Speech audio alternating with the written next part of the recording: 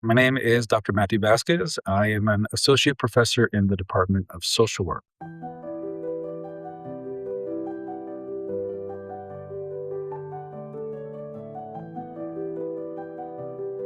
First and foremost, I think it's important to know that when you are in a school system and you're working with children, you are, whether you want to admit it or not, working with trauma.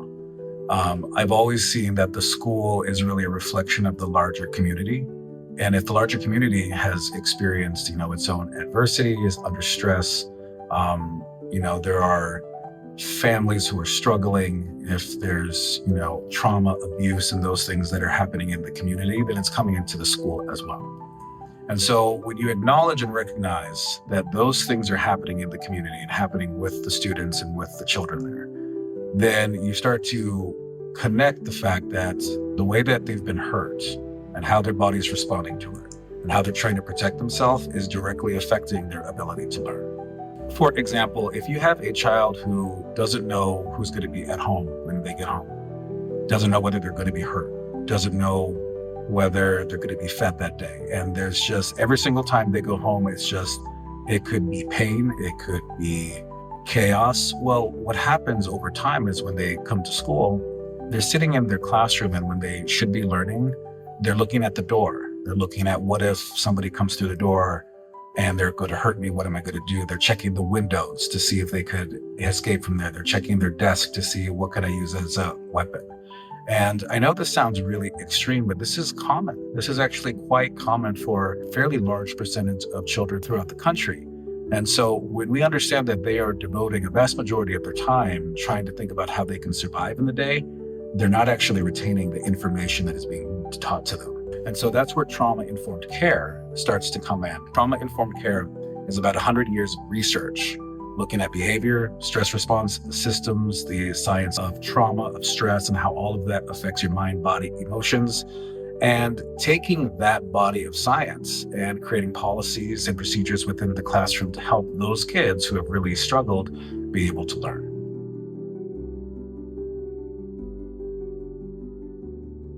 In adulthood, it can look pretty poor in terms of the prognosis. And so, but I think it's important to know, if I'm 5 years old and I can't regulate myself, I'm not able to sit in the classroom, I'm shoving people, I'm talking back to teachers.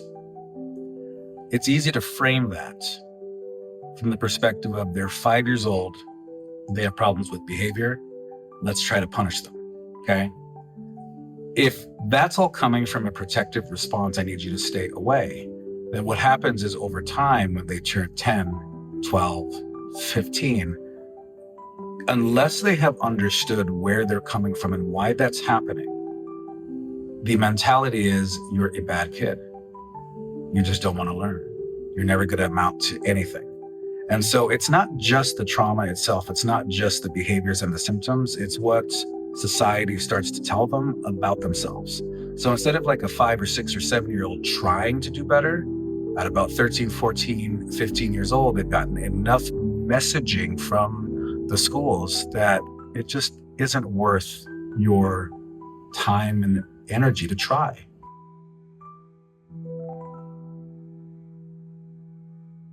It's an excellent question. And I think, in my experience in training and teaching and working with educators, when you are able to explain what trauma does to the brain and body and how that affects behavior and learning in the classroom, many teachers are able to make that connection very quickly. The next question they have after that is, what am I supposed to do? Okay. What they're asking for in that moment is, I have 30 kids in my classroom and this kid is flipping out. What they're really wanting to know is, what can I do right now in the moment to make that kid stop? And I don't blame them, right? Their jobs are stressful. They have a lot of things that they have to do. They're trying to meet standards, all that stuff. What I need to do gently and carefully is explain to them that sometimes the idea of making them stop is the problem. Because what happens is you have a kid, for example, who maybe witnessed domestic violence that night, hasn't had any food, and they come into the classroom and they're hypervigilant, they're hyperactive, or they're putting their head down and it looks like they're sleeping. They see that from the perspective is, I need to compel this kid to stop or to wake up to learn. And in fact, what I try to kind of push them to say is, no, what they're telling you is that they're not ready to learn yet. They don't have the capacity at the moment to do that. And so what is it that they need at this moment to be better regulated to do that? And in some cases, it is they need to sleep. In some cases, they need a snack. In some cases, they need to get out of the classroom and go be with one individual to stabilize, because we don't know what's happening at home. And so I help teachers to kind of understand that if you're doing everything right, if you're creating a safe environment, if you're building relationships, you're doing everything right, it is very likely that you're going to have a lot of kids blowing up in your classroom because they feel safe with you. And so helping them to kind of reframe that it's not that they hate you, it's not that they don't want to learn, it's that there has been no other place in their life that they can actually start to regulate. And so it's at that point that once they kind of make that shift, they're a little bit more flexible. And so when this person needs sleep or connection or food or water, and that's all they need just to kind of make it so that they're not so explosive, it makes it a little easier for them to say, okay, I can do that. And when you start to train the entire school to do that, then it's not just one teacher that's regulating the student, it's the entire school.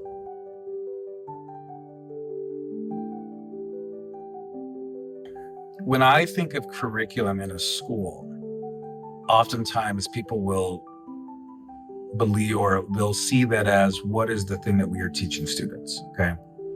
I don't use the word curriculum per se. I will say kind of like, what are the kind of the procedures that we're going to use here, okay? And so what I will often say from the beginning is that, to change an organization, to change a system takes a long time, okay? Because there's a lot of moving parts. There's a lot of people that have to be on board. So where do we start, okay? And I like to think of it like this. If you could pinpoint or pick 3 people, so like I'm just pretending that you're a teacher, okay? If you could pick 3 people at random in your school, and there was a kid who was blowing up in total crisis, would their response to that student be the same? Probably not. 99 times out of 100, the response is no. And the reason for that is because there is typically not a universal crisis response protocol. It is assumed that because you are a teacher or staff and you've worked with kids for a long time, that you generally know how to de-escalate. And oftentimes, de-escalation is you raise your voice and you say you need to stop. Because the idea is that if I use power, my authority, my presence, my body to kind of showcase that I mean business, usually that makes kids be like, oh, okay, I'm going to stop what I'm doing. However, the kids who have been traumatized, who have been hurt, abused, and this is something that I always like to communicate with them and discuss in my trainings, is that if you have a kid who has been abused repeatedly in his or her life, what that has done is it has trained their stress response system, which is 225,000 years old in its current state, to learn the language of violence, right? It starts to pick up on the mannerisms, the loud tones, you using your body and moving forward to them. You won't hit them, but you're kind of showing them that I could if I wanted to. A lot of kids, when they see that, they're like, okay, I'm not going to do anything. A kid who has been traumatized has learned it's time to fight. And they have this 225,000-year-old stress response system that turns on. And it says, oh, really? And then they start the throwing, the hitting, the spitting, and all those things. And they're like, why doesn't my yelling or my screaming or my threats work with them? It's because they've been through worse at home. And so because they've been through worse, what can you do? So they're ready and they're primed to fight. And so at that point, what I'm telling them is that you have been trying to fight against something that has defeated the saber-tooth tigers, the woolly mammoths, all those things. You're not going to win. In fact, what we're seeing when we have a kid whose anxiety is high, their heart rate is high, and something is wrong, what that is telling me and what the body is telling me is that they're about to go into a state of being where they're not going to really be able to hear what you have to say. They're not going to be able to metabolize information the way that you want. And so they're either going to be in crisis soon or they're in the middle of crisis. So the first and foremost thing that I do is I teach how to do crisis response, specifically looking at what is it that they need. Do they need water? Do they need juice? Do they need a snack? Do they need to sleep? Because a lot of people believe that if somebody's at a 10 in terms of like completely overwhelmed, my job is to bring you down to 1. And in fact, the actual way that we do that is you're at a 10. If you need some water, now you're at a 9. If you need to rest for a bit, now you're at a 7. If you need to connect with me and just be close but not talk, now you're at a 5. At 5, we can now talk. At 10, you weren't able to talk beforehand. So you do kind of a stair step in terms of what is it that they need to regulate. That is a huge paradigm shift. And the schools that I have worked with before that have made it so that we're going to adopt this completely, what they found was when they started to really ask students, what is it that you need? They all started to say, well, I need snack, I need this, I need that. And so I said, be prepared for this. And so what happens is that all the needs start to go up, but the behaviors start to go down. Because if I'm hungry, but don't feel like you're actually going to hear what I have to say, or that I've been starved repeatedly over and over, I'm not going to trust that an adult is going to feed me. So instead of asking you, I blow up. But if you're constantly saying, what is it that you need? At some point, I'm going to say, I need a snack. And if you provide me a snack, oh, that's weird. And then you provide me another. It bypasses the blowing up because I know you'll always provide what I need. And so the needs went up, but the behaviors went down. So it's easy. That's an easy concept to start. The paradigm shift is hard. So I start there first. And once they start to see it work, then they understand, okay, there's something to it. Then we work on some of the other stuff. And so that's usually the first place that we start.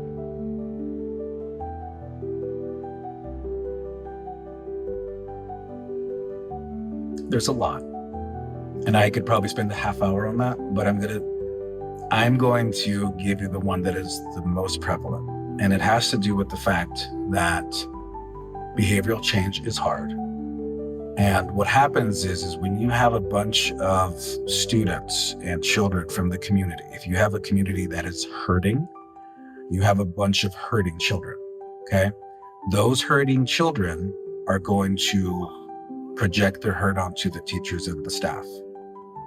Their bodies change. Their physiology changes. They become more reactive to stress. They become less patient.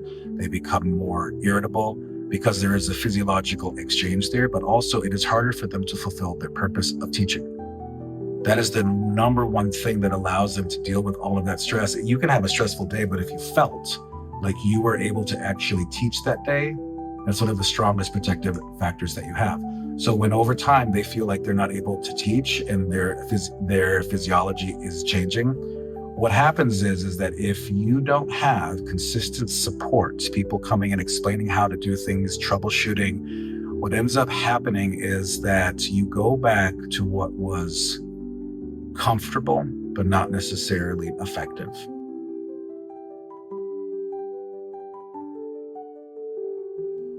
Assume everyone is dealing with pain and stress and trauma.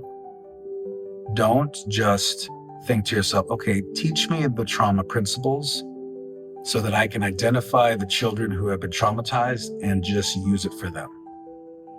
Because we're not in the realm of doing assessments on how hurt you've been with our students.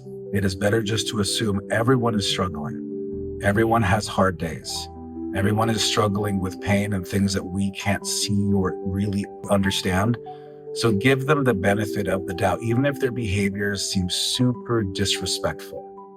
Keep in mind that I truly believe that if children had the capacity to learn, they would. If they had the capacity to behave well, they would. So when I see a kid who is not behaving well, not learning, the first thing that I think is, what is it that you need that you don't have right now? I assume that they would want to do good. I assume that they would want to learn. And I would want every educator in every school to start off with that assumption first.